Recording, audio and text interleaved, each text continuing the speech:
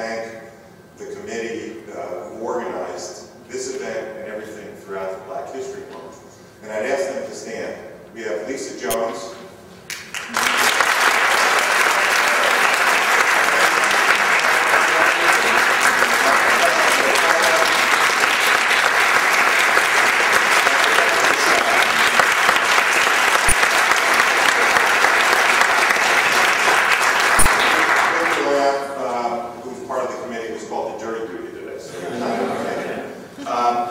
Without further ado, I'd like to start us off by a singing of Lift Every Voice, and we're going to be accompanied by the great Spencer Hattendorf.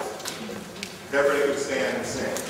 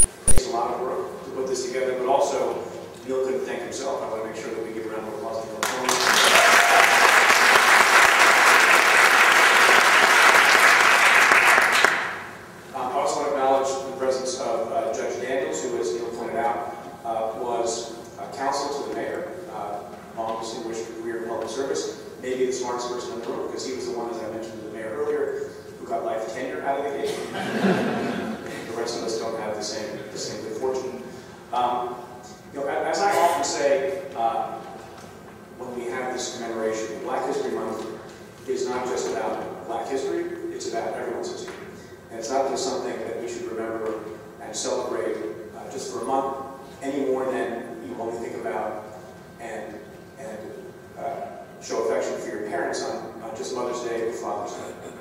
It's something that we all need to think about, not only for particular reasons, based on particular things that people did because of the universal themes that I think come to light when we talk about Black History Month. This year's theme is civil rights, which I think is perhaps the most appropriate theme we could have in this office.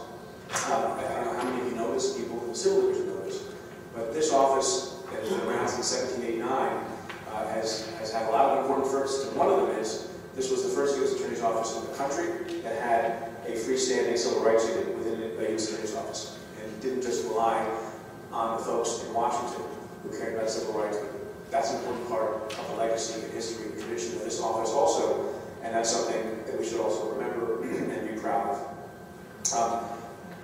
History matters, and Black history matters because Black history is everyone's history, as I mentioned. I'll give you one example of why that's important that came to light recently. I went down to Washington to see our former colleague and my former predecessor, Jim Comey, get sworn in as the director of the FBI. And he said in his speech, I think there might have been thousands of people there, Nick Saban was there also, talking a little bit about how it's important that we not only enforce the law, but also make sure that we're doing it the right way. And that civil rights is important, and when law enforcement overreaches, we need to remember that, and we need to make sure it doesn't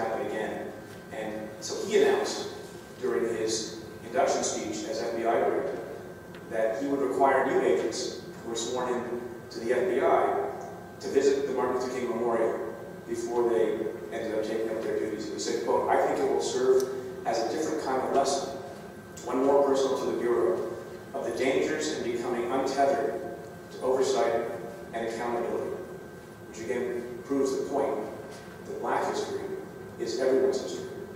And civil rights basically is about, in many ways, mobility. It's about opportunity, which is why it's such a pleasure to be talking about some of these issues today. And one thing that I think we appreciate as lawyers, but not often enough, is that we at least aspire in this country to have a system of laws, even if flawed and frequently in need of repair, that enshrines that right to equal opportunity and embodies the sacred American ideal that every child, even a poor or orphaned or Black or immigrant child, can rise higher than that child's parents could ever have imagined. Whether to become the first African-American Supreme Court Justice like Thurgood Marshall, or the first Latina Supreme Court Justice like Sonia Sotomayor, or the first African-American president in history like Barack Obama, or the first African-American mayor of the greatest city on earth like David Dinkins. So, from time to time, people talk about whether or not it's important to be the first this or the first that, and I often have given it in my life short shrift. I think that's incorrect. And a relevant aspect of having a certain background, ethnic or racial background, and having a first-time achievement within a community is something like a mini moon landing for people. It expands people's horizons. It signals something, I think, to young people who may not yet know that their dreams can become reality too, even though they may have dark skin, or a funny name, or an exotic heritage, or a misunderstood religion. So I think it is important on days like this, when we have a guest like this, to acknowledge the power of a first. It causes people to think, if Jackie Robinson can do it, then maybe I can too. If Thurgood Marshall can do it, then maybe I can too. If David Dinkins can do it, then maybe I can too. And it's that kind of, I think, inspiration that transcends, in some ways, racial and ethnic boundaries. Because ideally, at the end of the day, one should be capable of being inspired without regard to common ancestry or ethnicity, because common humanity, I think, trumps everything else. And so Black history, as I've said a couple of times, is bound up not only with American history, but with world history and with human history.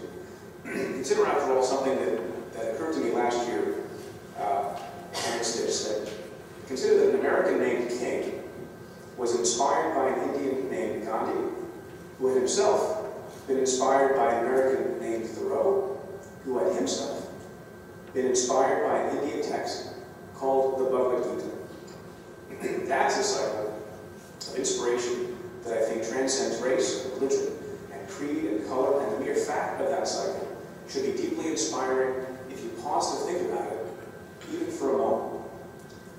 And so while we rightly pause to think and commemorate the particular struggles and sacrifices in the fight for civil rights for African Americans in this country, it is a good time also to reflect on the universal truth that no one is free unless everyone is free, that every struggle for equality and freedom was inspired by those who came before and will inevitably inspire and give strength to those who come after, because the struggle is not yet won. There are too many people who are not yet equal and not yet free, and we see that sadly every day, not just in this country, but around the world. So enjoy the program, and I'll come back and talk to you for minutes.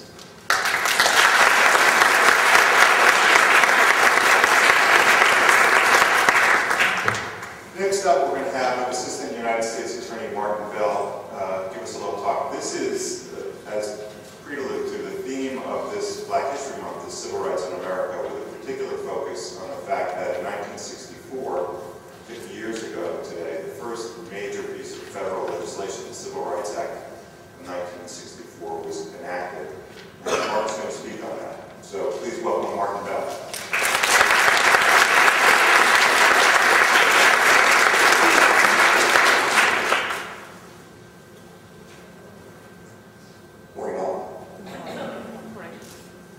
It's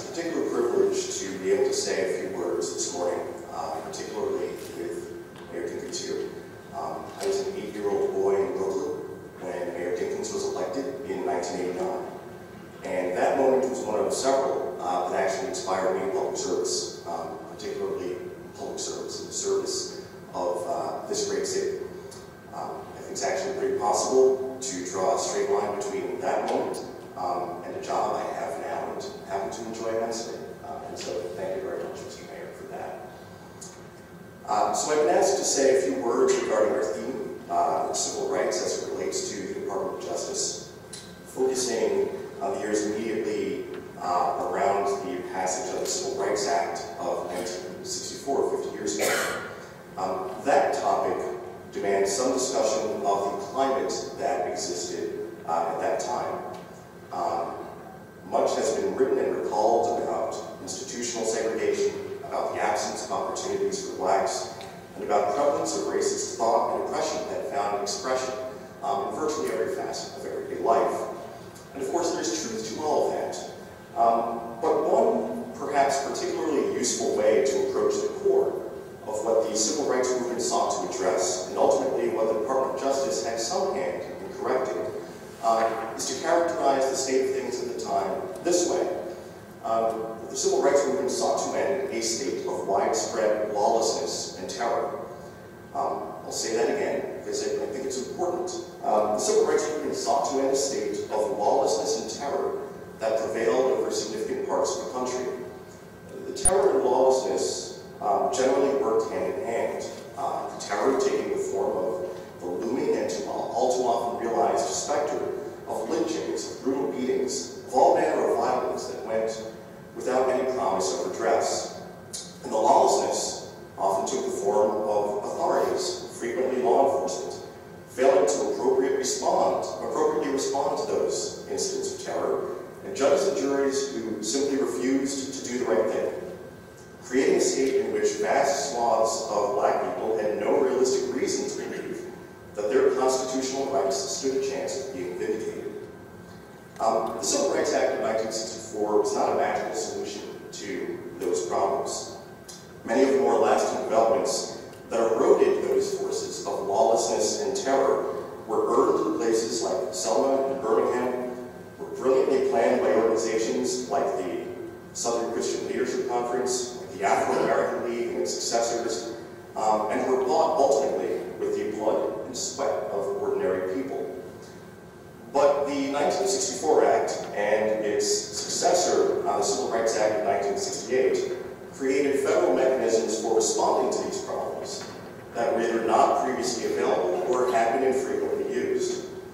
In addition to ending legal discrimination against black people at hotels, restaurants, and the like, the Civil Rights Act also made discrimination illegal in hiring and made it easier to remove certain categories of civil rights cases, state cases, to federal court. The Act also included authorization for the Attorney General to file lawsuits to protect individuals against the deprivation of rights secured by the Constitution or federal law, a provision civil rights leaders specifically sought, in part, to protect protesters and black voters from police brutality and from suppression. The Civil Rights Act was part of a broader strategy for a more active federal government to move in with civil rights charges where local justice failed or was certain to fail. And so there was federal intervention in a number of very visible cases early on. There were the 3 civil rights workers, activists, who were slain in what came to be known as the Mississippi burning cases. There was the murder of Lieutenant Colonel Lemuel Penn, a black World War II veteran in Georgia, after which a local jury failed to convict, but federal prosecutors successfully gained civil rights convictions. Cases like these were among the first prominent instances in which the Department of Justice stepped in, where local justice was simply insufficient.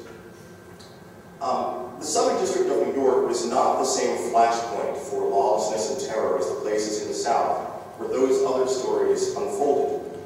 Nevertheless, this office did and has since done important work in the field of civil rights. Even before the office's historic Civil Rights Unit was formally established in 1971, as Creed mentioned, the office played a role in enforcing compliance with the Civil Rights Act. One such example was at Stewart Air Force Base, located not far from Newburgh, New York, a place very dear to the hearts of segments of our AUSAs here. In 1966, the office intervened on behalf of non-commissioned officers. The Air Force had leased off-post housing from a private landlord in the area who procrastinated in turning over keys upon learning that many of the eligible tenants were in fact black. The office made several calls to the landlord and the landlord's council, and the problem was ultimately solved. This was neither the first nor the last instance when a would-be bad actor changed course upon being gently reminded that the feds were in fact watching. When more than a phone call was needed, the office proved up to the task. One of the Civil Rights Union's first major civil rights cases, filed in 1968, was a Title VII suit against a steam fitters union that had engaged in admission and employment practices that discriminated against blacks. After a multi-year litigation, the office obtained an injunction that required the union to admit 169 minority workers and to adopt measures that would remedy that situation going forward.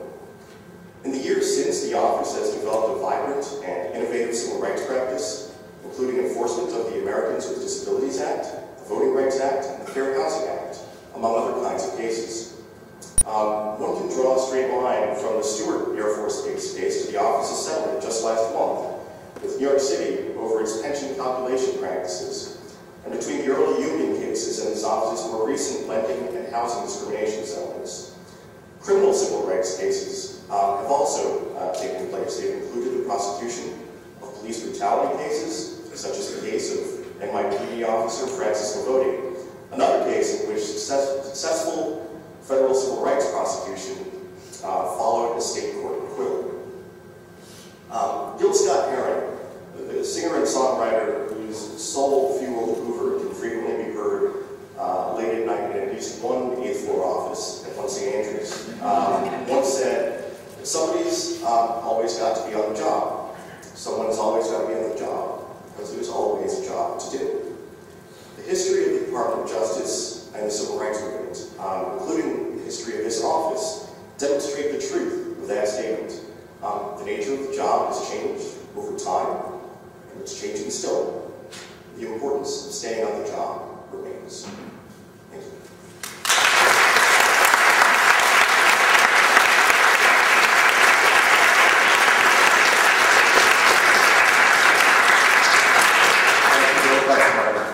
We're now going to hear again from Spencer.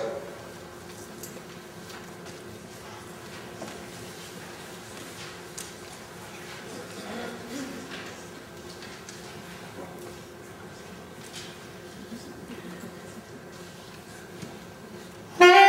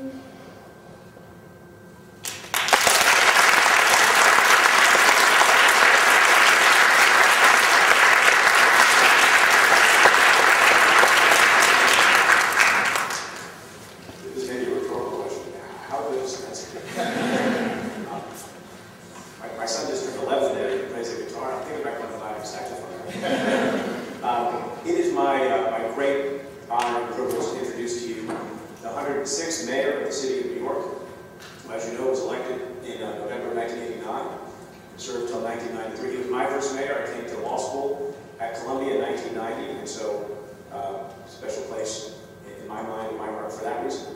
I can't go through all of the various things that Mayor Dinkins has accomplished in his very illustrious public service career. He was prepared for a very difficult job as mayor by being a Marine, which is pretty good training for that. He received his bachelor's in mathematics from Howard University, his law degree from Brooklyn Law School. He was a member of the State Assembly. He was president of the Borough of Manhattan, and he is currently a professor in the practice of public affairs at Columbia University School of International and Public Affairs. He has been a lifelong public servant and a champion of civil rights of every kind.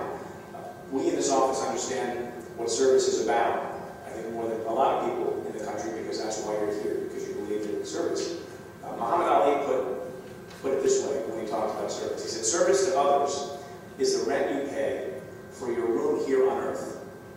If that's true, then I think somebody owes Mayor Dinkins a refund for massive overpayment. Ladies and gentlemen, Mayor Dinkins.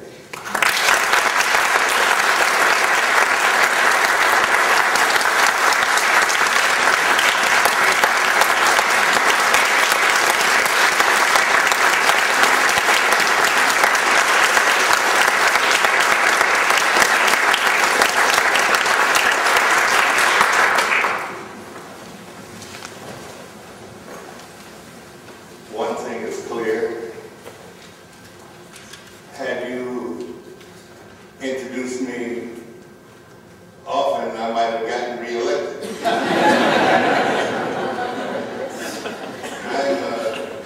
I'm delighted to be here.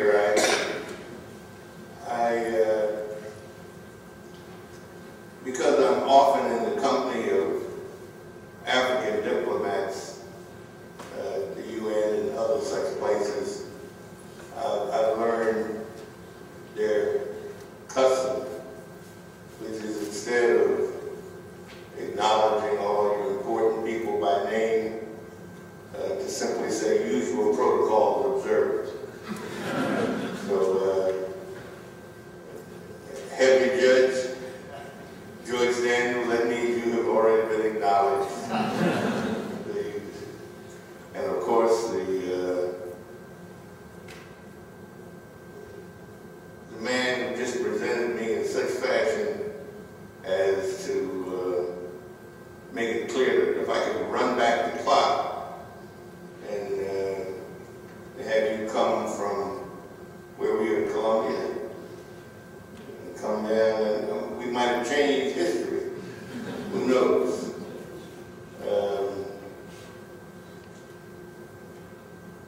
In 1889, in Johnstown, Pennsylvania, there is such a place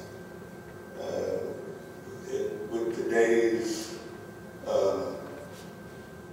where is that sunlight coming from? I guess I can't do anything about it. I'm sorry. Poor baby, see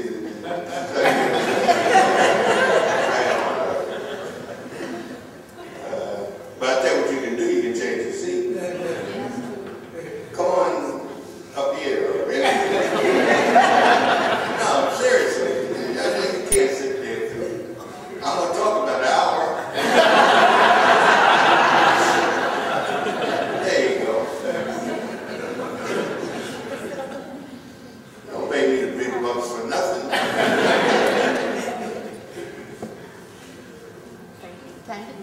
Thank you. Well, in Johnstown, Pennsylvania, with today's technology, you can Google that up and check it out real fast. There is such a place as Johnstown in Pennsylvania. And in 1889, they had a flood. The dam above the town gave way and waters came down 20, 30 feet high, and a lot of people lost their lives. There were those that clung to a wooden railroad trestle, thought they might be saved, but debris piled up along the trestle, friction caused the fire, and they too perished. So you see this tragedy of immense proportion. Well, it was a man survived all this, because he was a good person, he went to heaven. And he found out it was a custom in heaven that when your turn came, you come forth and tell of a momentous event in your life, and he was confident that he would be an instant celebrity in heaven, for after all, he had survived the mighty Johnstown flood, this tragedy of immense proportion. Finally, his turn came. He strode down the center aisle toward the lectern, confident that in seconds everybody in heaven would know who he was. As he passed, an angel reached out and touched him on the shoulder and said, "I think you should know that Noah is in the audience." Well, Martin Bell, he's Noah. So after listening to him and the preach, I said, well, I got really nothing much to say. But what I did think I would share with you was a statement that I issued a year ago, just about now, about Nelson Mandela. The relevance is that Nelson Mandela, because of who he was and what he did, demonstrates, I say, that one day there could be peace in the Middle East. He understood that anger and resentment and a desire to get even is not the way to go.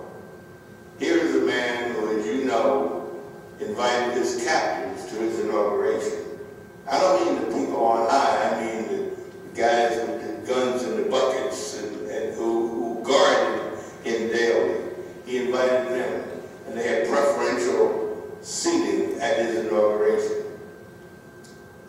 He understood, and I can say this without fear of contradiction, because upon his release from prison in 1990, the first place he came outside of South Africa was to New York City.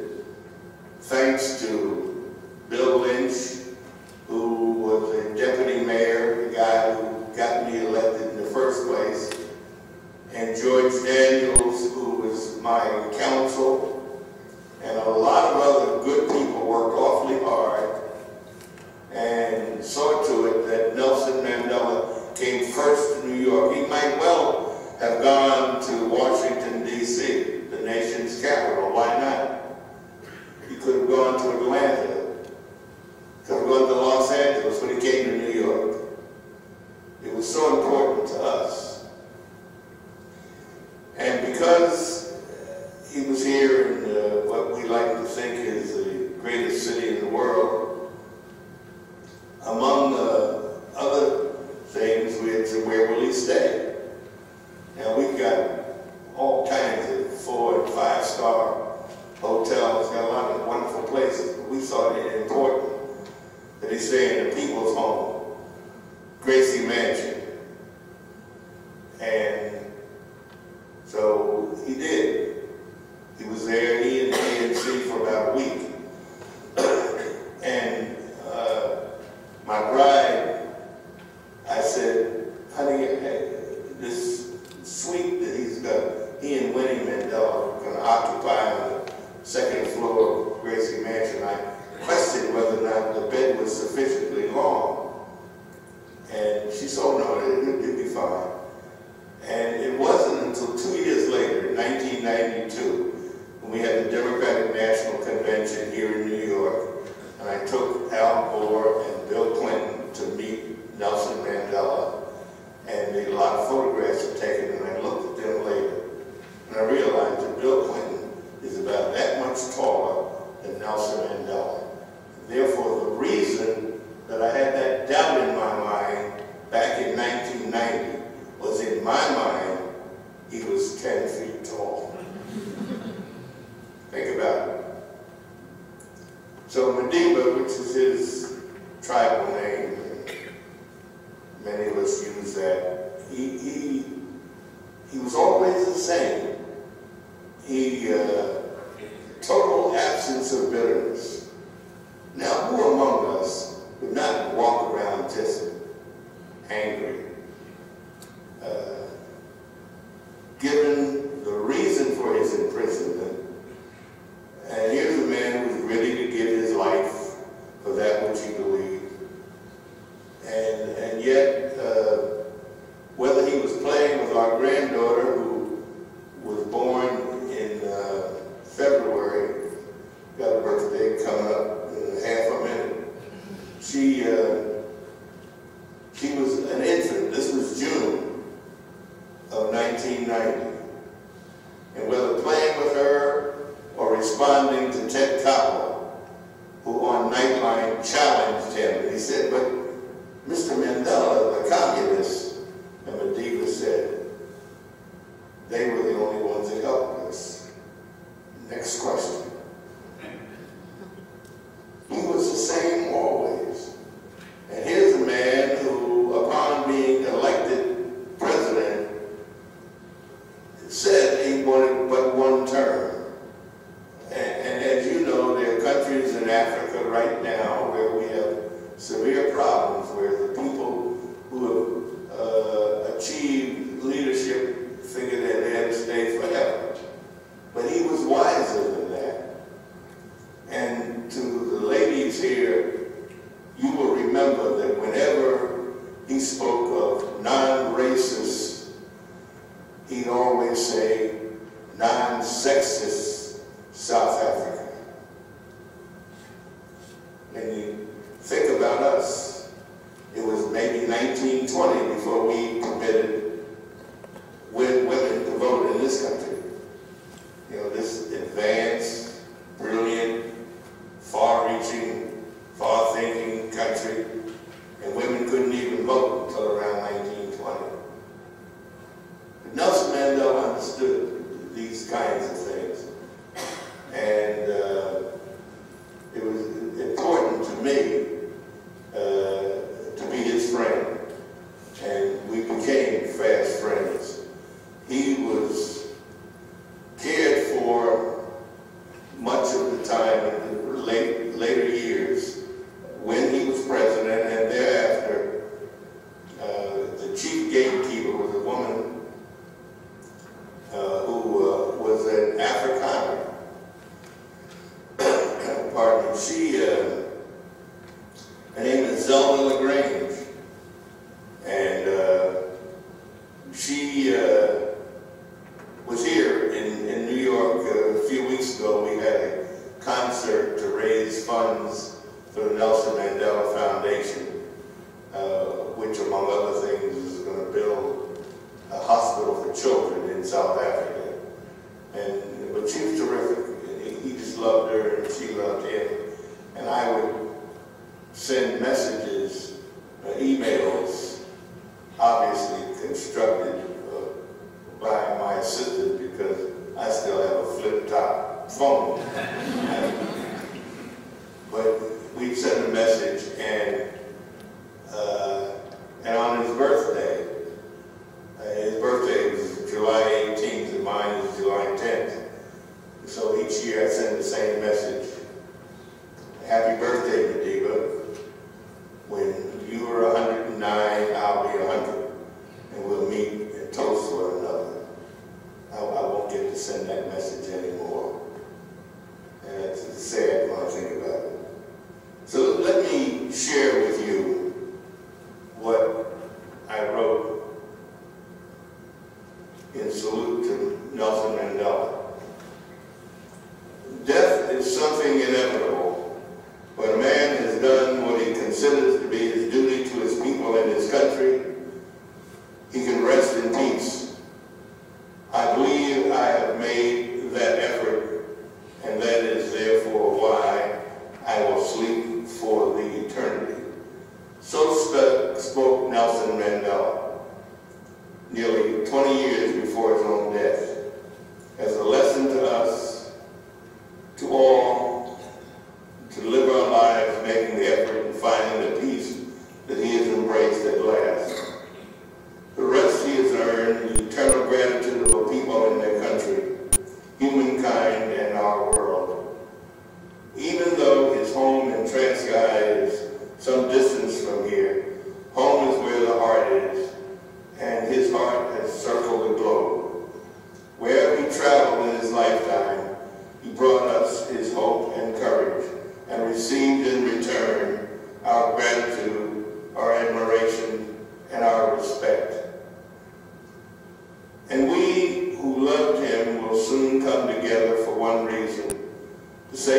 goodbye to President Mandela and shed tears with those he loved and who loved him best, his children, his grandchildren, and that most amazing woman who stood alongside him these past 15 years, Graça Machel.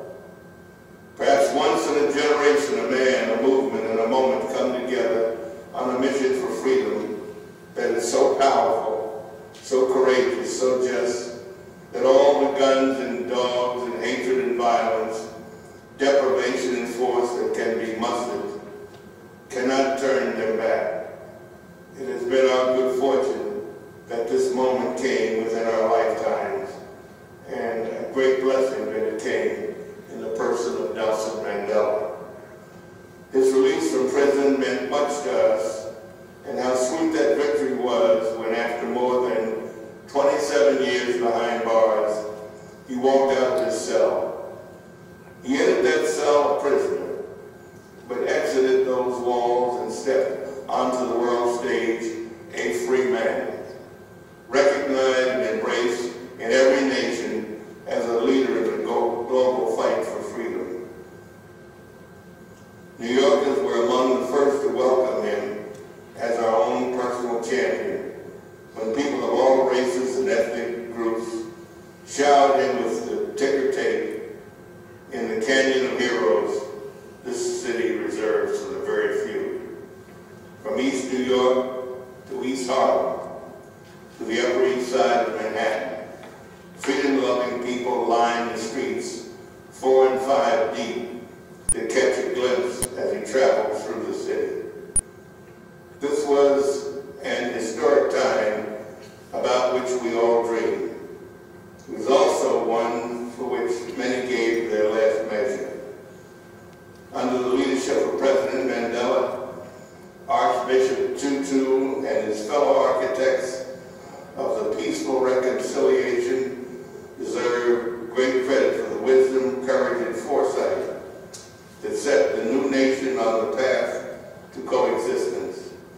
Only visionaries such as these, together with many courageous white South Africans, could have conceived of such a revolutionary resolution.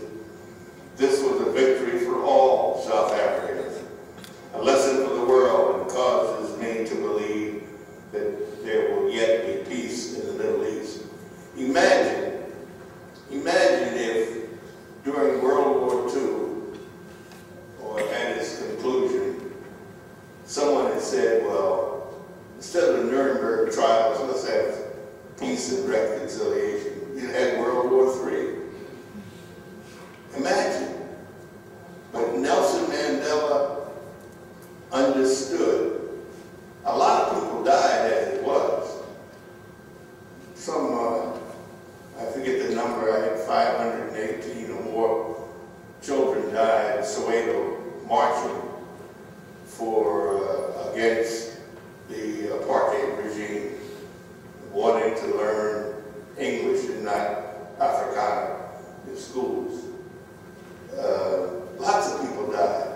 But imagine what it would have been had we had a civil war in South Africa. He understood that. And so I think about, pardon me, I think about when South Africa won the World Cup in Johannesburg. This is rugby. It just happens that I was there, quite by coincidence. And he put the Springbok cap on his head, and 63,000 people shouted, "Nelson, Nelson, Nelson." Overwhelmingly white people. But he understood. That's why at Yankee Stadium, when I put the Yankee jacket around his shoulders and he put the Yankee cap on, he looked into the camera and he said, "You know who I am? I am a Yankee." This went around the world. Around the world. What a wise man. So smart. It's been more than 20 years since Joyce and I hosted President Mandela at Gracie Mansion, Riverside Church. I'll never forget at Riverside Church, he spoke, and he said, this will probably be my last time. He said, old people should not fly over oceans. He didn't mean he was going to die and therefore not get back. He just said, old people shouldn't fly over oceans.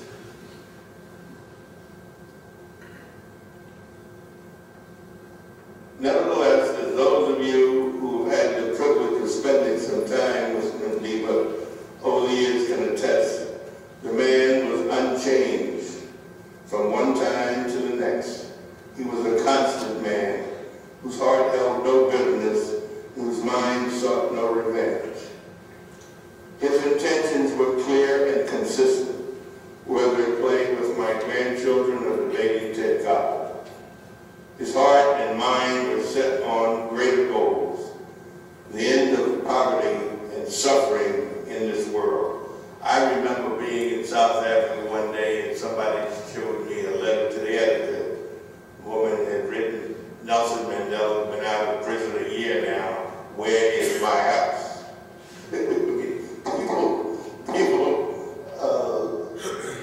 A lot of faith in this great man.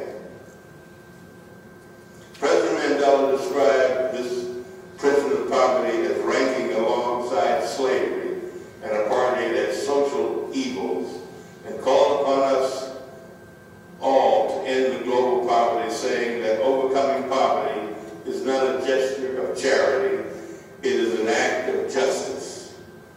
Nelson Mandela embodied the spirit of nearly a century of struggle, taught the lesson of endurance, extended an open hand to those who recognized the righteousness of reconciliation, and a closed fist to those who chose a different course.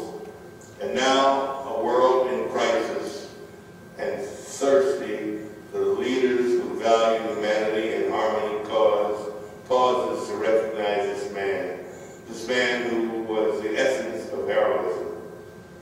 We may be reminded today of the words of the ANC freedom song that pays homage to Chief Lutuli. We are, it says, the soldiers of Lutuli. Whether we may be, we pledge to bear witness to the nobility of our cause. At this moment in history, and as long as there are people who hold dear the principles to which Nelson Mandela has dedicated his life, we can proudly say, we are the soldiers of Madiba. Nelson Mandela fought the good fight. He finished his course, he kept the faith, and now he can rest. He has left us with so much more than memories. He's left us with a rich legacy of his strength, a legacy of his warmth and charm, and a legacy of great gifts of his courage and wisdom. There was mention made earlier of how Muhammad Ali spoke about service to others, being the rent we pay for space on earth. Well, I was seated next to Muhammad Ali on a dais many years ago at a tribute to a friend of mine. And when Muhammad Ali spoke, he said, service to others is the rent we pay for space on earth. And so I wrote that down on a napkin and got him to sign it, intending to take a photograph of him in that napkin and frame it. I never did, but that was my thought. But ever since then, whenever I speak at a funeral or a memorial, folks who may be getting restless or saying, is he going to ever finish? When they hear me say, service to others is the rent we pay for space on earth, they know that I'm finished. And I say, Nelson Mandela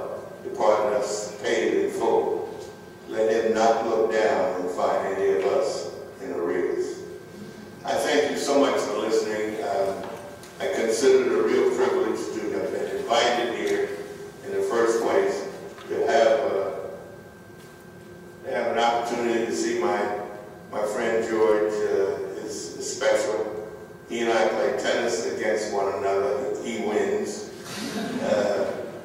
But I haven't been playing in the last year, so I don't see him as much.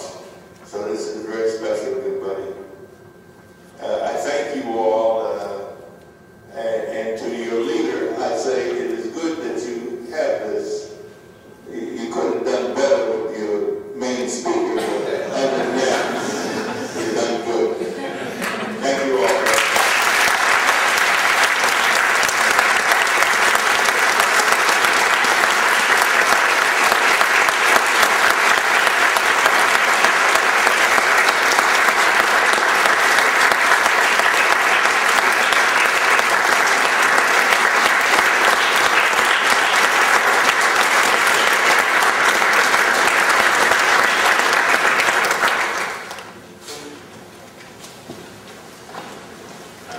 Thank you, Mayor Dinkins, for your eloquent words and more importantly, your service to all of us, to the city, and to the country.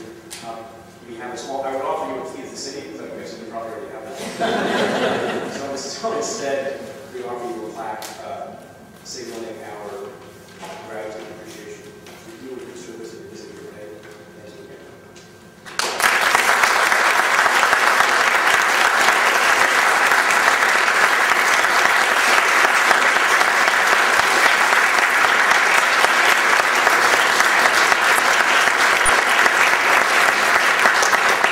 When I come home and I show this to my bride, she'll be appropriately impressed. But she will say, that ought to look nice in your office.